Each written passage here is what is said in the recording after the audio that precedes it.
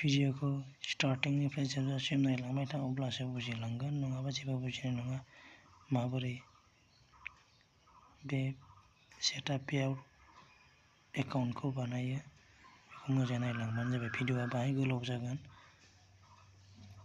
नायलांबाय थाबानो जाबाय। फुल भिडिअ थागोन बेयाव माबोरै सेटआप एकाउन्टखौ बानायो फेसबुकनि इनकामनि थाखाय, बेखौ मोजाङै नायलांबानो जाबाय स्टार्टिंनिफ्राय जोबजासिम।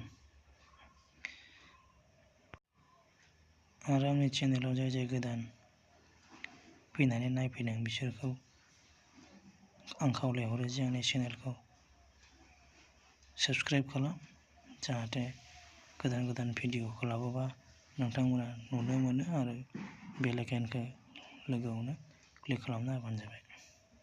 भिडिअ बानायनायाव बिराद खस्थ' जायो, बेनिखायनो आं बयखौबो खावलायदों जे भिडिअखौ साबस्क्राइब खालाम आरो लाइक शेयार बेयाव क्लिक खालाम। बेनि उनाव नेक्स्ट पेज मोनसे फैगोन।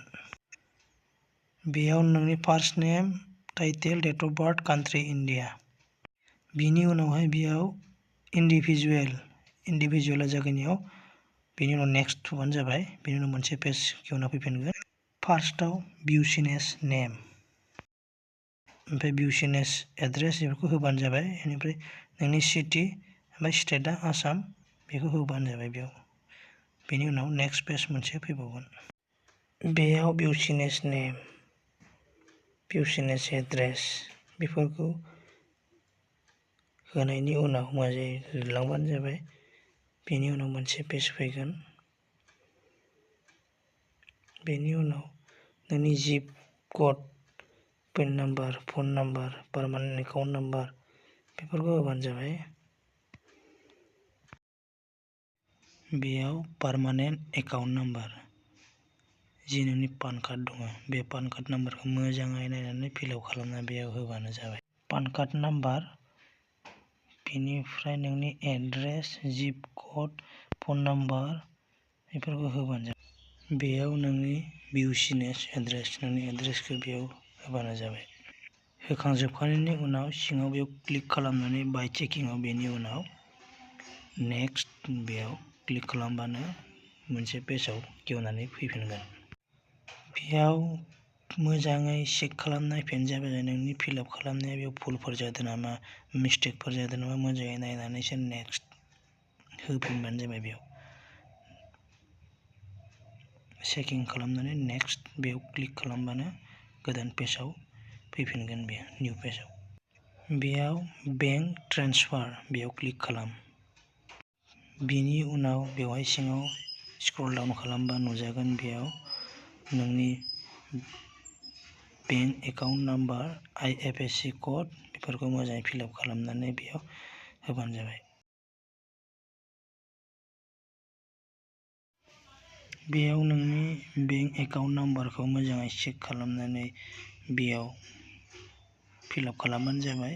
बेखौ फिलआप खालामखांनायनि उनाव नोंनि बेंक एकाउन्ट पासबुकआव IFSC क'डखौ बेयाव फिलआप खालामना होबानो जाबाय। मोजाङै नायनानै गोरोन्थि जायालासिनो बेखौ फिलआप खालामखांनायनि उनाव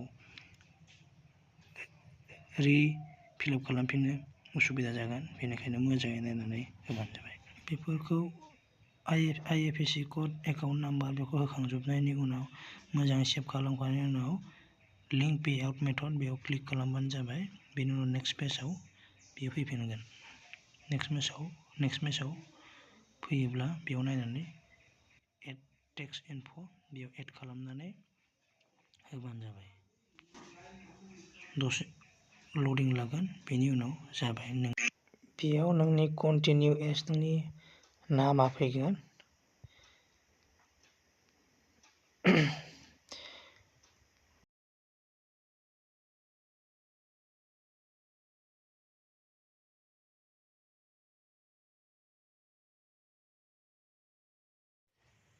बेयाव न' जागोन आरो US रेजिडेन्स एन्ट्रि नङा, बेयाव न' जागोन। बेयाव बारा कनफिउस जानाङा, बेयाव लिरना होनाय दंखायो, बेखौ क्लिक खालामलांबानो जाबाय। बिनि अपसनाव बेयाव कर्प'रेसना जागोन, बेखौ बेयाव होबानो जाबाय। क्लिक खालामनानै सेलेक्ट वानआव। बेनि उनाव नेक्स्ट पेज मोनसे फैगोन, बेयाव नोंनि नाम माबा माबि दङ बेफोरखौ फिलआप खालामलांबानो जाबाय। बेयाव जेबो एसेबां माबा गैया। बेयाव नोंनि नाम सेलेक्ट वान कान्ट्रियाथ' जोंना इण्डियाखा नङा होमबा, बेखौ इण्डिया होबानो जाबाय। बेनि उनाव नेक्स्ट होबानो जाबाय। माने गोदान पेज मोनसे फैलायगोन। बेनो बेयाव जेबो बारा माबा नांगौ गैया। बेयाव इण्डिया होबानो जाबाय। बेयाव नागिरनानै बेवहाय आइ हेभ ए नन इउएसटिन जागोन। बेयाव दङ what country should I entry, जों आसाम होबानो जाबाय। बेयाव आसाम लिरना होबानो जाबाय। बेनि उनाव स्क्रल डाउन खालामबा बेयाव नेक्स्टआव नोंनि नेक्स्टखौ थुना होबानो जाबाय। बेखौ होखांनायनि उनाव ओमफ्राय गोदान मोनसे पेज फैलायगोन। बेयाव नोंना जे अपसन नुजायो बे अपसनखौ मोजाङै नायनानै नोंनि भिलेज मा ना बेखौ मोजाङै फिलआप खालामबानो जाबाय। बेयाव ओमफ्राय नोंनि पिन कड, नोंनि जागा, एड्रेस लाइन बेफोरखौ, ओमफ्राय सिटि स्टेट बेफोरखौ मोजाङै फिलआप खालामना होबानो जाबाय। बेनो, बेयाव जेबो गैया। कान्ट्रियाथ' जोंना इण्डियाखा। एड्रेस लाइन 2 होबानो जाबाय। एड्रेस लाइन 1, 2 बेफोरखौ होबानो जाबाय। सिटि स्टेटआथ' जोंना आसामखा, बेखौ होबानो जाबाय। ओमफ्राय जेबो गैया बेयाव। ओमफ्राय नेक्स्ट पेज मोनसे फैगोन, बेखौ क्लिक खालामना होबानो जाबाय। बेयाव जिप होननाय मोनसे अपसन नुजागोन। बेयाव नोंनि पिन कड बेखौ बेयाव होबानो जाबाय। फिलआप खालामखांनायनि उनाव नेक्स्ट थुबानो जाबाय। बेयाव गोदान मोनसे पेज फैलायगोन। बेयाव नेक्स्ट बेयाव टेक्स्ट इनफरमेसन एड इउर मेलिं एड्रेस, बेयो मोनसे टिक नुजागोन ना सेम, बेयाव सेम थुबानो जाबाय। बेनि उनाव नेक्स्ट थुबानो जाबाय। बेनि उनाव मोनसे फर्म नुजागोन, टेक्स्ट इनफरमेसन। बेयाव नोंनिया गाहायाव लिरनाय दं लकेसन अफ वेयर सार्भिस आर अर उइल बी फिजिकेलि पारफर्म, बेयाव 0% जागोन। बेयाव 0% बेखौ होबानो जाबाय। बेयाव मा लिरनाय दं बेखौ फरायनो गोसोबा फरायबानो जाबाय। बेनिफ्राय बेयाव 0% बेखौ होबानो जाबाय। ओमफ्राय नेक्स्ट होबानो जाबाय। नेक्स्ट होनायनि उनाव बेयाव गोदान मोनसे पेजाव फैलायगोन। बेयाव भिडिअखौ जोबजासे नायलांबाय था, नङाबा बुजिना मोननाय नङा माखै मा खालामनांगौ। बेयाव टेक्स्ट इनफरमेसन कन्टेक्ट आस टु कन्टिनिउ, बेयाव क्लिक खालामबानो जाबाय। आइ कनसेन्ट टु प्रभाइड, बेयाव क्लिक खालामबानो जाबाय। बेनि उनाव गाहायाव नोंनि डेट नुजागोन। बेयाव नोंनि सिगनेसार होनांगोन दे। बेयाव टिक होनानै नोंनि फुल सिगनेसार होनांगोन। बेयाव टिक होखांनायनि उनाव गाहायाव नोंनि फुल नामखौ लिरना होजोबनांगोन। बेयाव सिगनेसार हिसाबै मा लिरनाय दं बे मथै बेयाव होलांबानो जाबाय। बेयाव डेटआ हारसिंनो फैखागोन। ओमफ्राय बेयाव नेक्स्ट थुना होबाथाय गोदान मोनसे पेजाव फैलायगोन। सेभ खालामखांनायनि उनाव नेक्स्ट थुना हो। बेनि उनाव मोनसे गोदान पेज फैगोन। बेयाव फर्म फैगोन।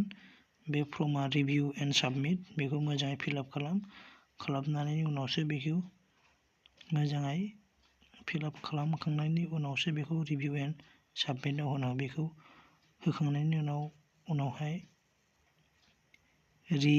नोंनि नाम एड्रेसखौ होफिननो उसुबिदा जागोन। बेनिखायनो बेयाव मोजाङै चेक खालामनानै नोंनि गामि, phone number, bank account, IFSC code बेफोरखौ, पिन कड, नोंनि गामि बेफोरखौ मोजाङै हो।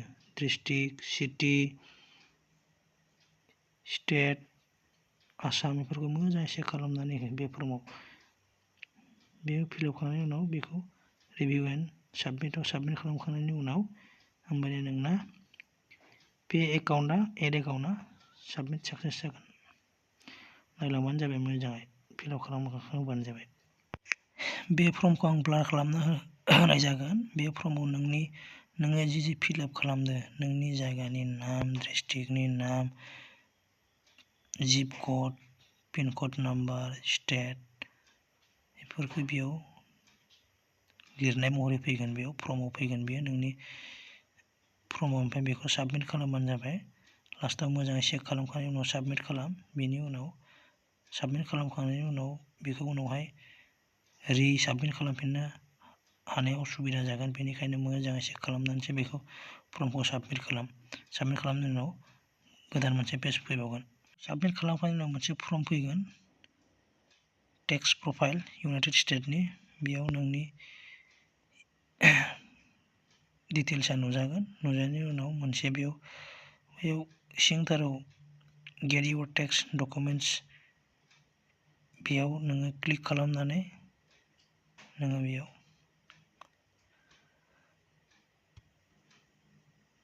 साबमिट खालामना होबानो जाबाय, माने दान खालामना होबानो जाबाय फाइनेल। बेयाव दान खालामखांनायनि उनाव जाबाय नोंनि एड पे आउट एकाउन्टआ एड जाबाय आरो।